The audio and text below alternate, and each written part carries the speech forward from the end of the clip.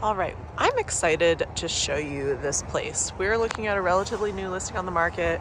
We've got one single family home built in the 1920s, 2-bedroom, 2-bath. And then that over there is a fully detached shop that is considered a legal residence on Dial. And has a 1-bedroom. I'm not actually sure that it's got a bedroom in it, but it's got an apartment in it. So we're looking at a really good size lot, right? We are in Midtown. And it just seems like a pretty special opportunity. We are within walking distance right around the corner to, well, it's actually right there. There's Back Porch Coffee Roasters right there, Planet Fitness there. So this is good old Greenwood, and Pilot Butte is right there. So absolutely, there's some road noise, but we are pretty close in to the west side of Bend. So getting around is relatively easy. If there's sprawl on the east side, that sprawl that is to be good to be around. I don't know, I think this is kind of fun. So we've got this brand new fence around the perimeter. We're definitely dealing with something that's fully fenced, which is pretty cool. We've got some nice pavers and grass accents. We've got this cool built-in type grill scenario here. The yard's just really nicely maintained and landscaped, and you also have this really cool, you can tell this is irrigation specifically for this, little fenced off growing area for a garden, which I'm sure is really fun and productive during the summer. There's a little grass greenhouse out back that we'll check out here in a minute. But as far as the exterior of the house and interior of the house, it feels like everything's been, basically updated and well maintained, given its age. So we've got this stone facade exterior. We've got Trex decking out front. We've got a really cute curb appeal green front door, an overhang here, all just in really good shape. Gutters all around, and more cute landscaping. And then this, I guess you could call it double car, but I'd really call this a single car given the age of the home. Pretty low garage that's extra deep. So that is the front of this house. Let's go check out the back and sides exterior, and then we'll check out the inside. So we're back along the side. There's a gas fireplace on the inside, and that's what this kind of bump out reflects and is accommodating. Somebody's been courteous enough to put in the insulation. We've got vinyl pane windows. Again, given the age of the house, things have been updated. This is your fortress back here. And it's just a really cool, big backyard space. So just continuing our tour. This is that little greenhouse, and then another entrance to the fenced off garden. So it's fenced off from dogs, deer, things like that. And then some really great foliage in the backyard. And again, just a pretty well-maintained house. Looks like a couple of the windows might have broken seals. The things I found in this house that are in need of repair, they just feel really minor, which I'm into. So this is the full exterior. Roof has some frost on it this morning, but from what I could tell in overhead, it looks to be in pretty good shape. Got a cool water feature pond back here that looks like it's definitely needs a refill and a scrub. Hot tub, don't know the condition of that or what have you, but we do have central air here in this house. And I was just looking for the date on this. This is 2019, so this is relatively new, which is pretty cool. And of course, gas. This is an exterior access door to the primary bedroom. So we will go check out the rest of the house. But that's a Valvoline right there. They're not open yet. I imagine you get a little bit more noise when they are open. But in general right now, it's just kind of like a white noise what I'm hearing in early morning rush hour traffic. All right, I'm excited to show you guys the inside of this house. So you walk in, we've got some just laminate flooring, new carpet. It feels like paint is fresh for sure. And I'll just point out the things that I think I would fix and improve along the way. But we've got this little gas fireplace and then some built-ins with it. This appears to be where the internet comes in as well. And this is a picture of the great room. There are these built-in speakers. I have never lived in a house with built-in speakers, so I can't speak to, like where the controls are for those or how those work, or if they work, but they're here. I would say off the bat, one thing I would definitely do in this house is just like change out switches, right? Like this is something that's so simple that can be done. They're just grungy, old. I think some of them might be broken in this case. This is the fireplace one. This is the fireplace fan. And then I can't figure out for whatever reason how to turn on the lights and the fans here in this house. But moving on, we are in the dining and kitchen area, which again, like I just think the layout is great. Sure, we're still dealing with some laminate countertops, but they look nice. Like this cabinetry is fine. Kitchen counters are fine. There are some under cab lights here that are the kind that you switch on. And then a nice big pantry. So we've got pantry, we've got crawl here, and then a laundry room, and almost like a little butler's kitchen or butler's pantry. But we've got recessed lighting throughout, but we don't have LED trim in these, and that's another just like simple upgrade that you can make just to modernize a little bit more. But again, just like switches and outlets. Okay, walking into the garage. This is where the hot water heater lives. And it's a nice setup. And then this deep garage. So a pretty nice sized garage. I love garages that have windows in them just for extra light, and a little bit of shelving. Looks like we've got some kind of cat or dog door there. And of course our electrical panel. And then we're also looking at our controls for irrigation.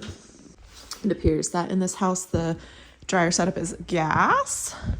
All right, so this is the main living area. Appliances. Look, this is a brand new gas range. And then the other appliances, fridge looks to be the oldest thing happening here, but again, not in bad shape. So, brand new carpet, bedroom one, pretty small. We're missing a tiny bit of trim here. But again, fresh paint all around. Here are the window views here. And then a closet.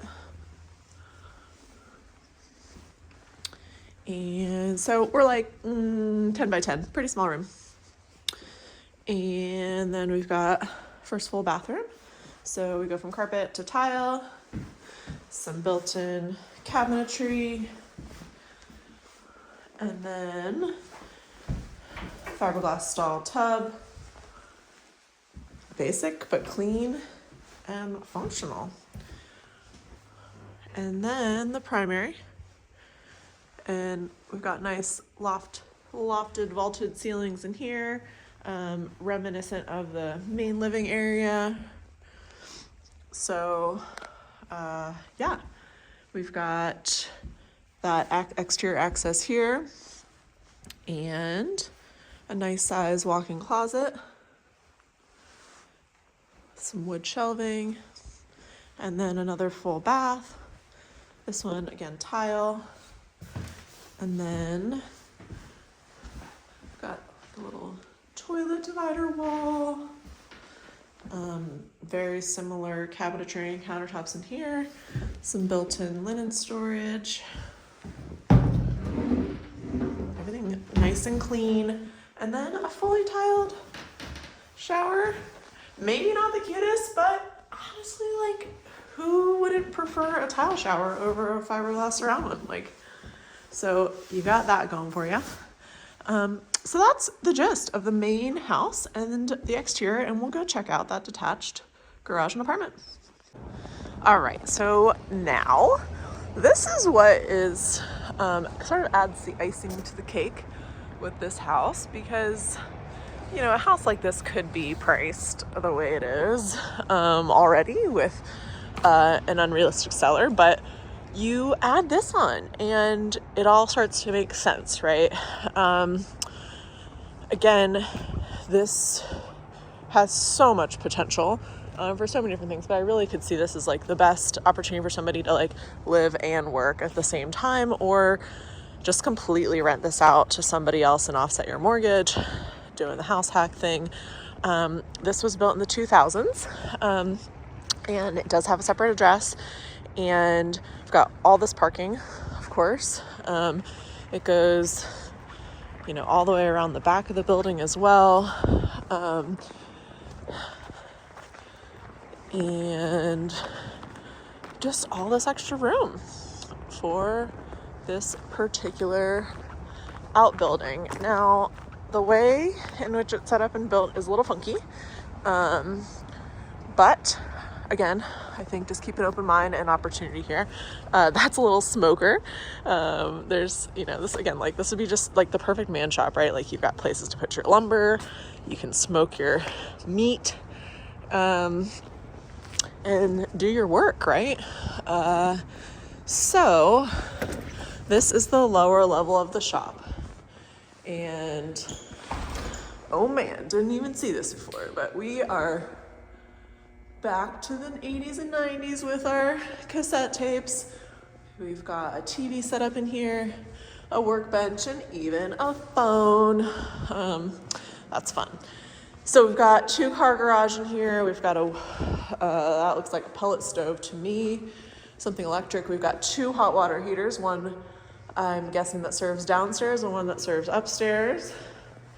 And then this extra whole bay. It looks like somebody did, so like a vacuum system of some kind. Don't quote me on that. But definitely an exhaust system of some kind. And then, who knows, hot and cold water maybe. Perhaps this was a painting space, but we have a whole separate panel, 200 amp panel, that is certainly being well used. There is no automatic garage opener in this one, but there is in this one. All right. So yeah, all kinds of like fancy stuff that I don't really know what it does, but I'm sure we could learn together. So that's that. And then I've got a toilet closet, or a water closet as some call it. And then here we have a little kitchenette. So tiny little space.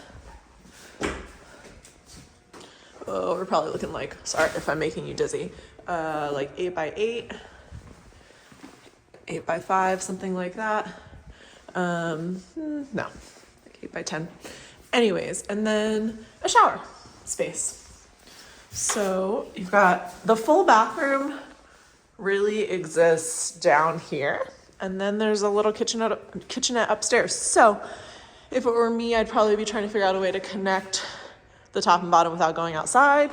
But I don't know, depends on what your thought process and use is for this. So really, truly, like this is the kitchenette and bathroom space for this unit. And then there are these stairs on the exterior that we'll walk up and check out upstairs.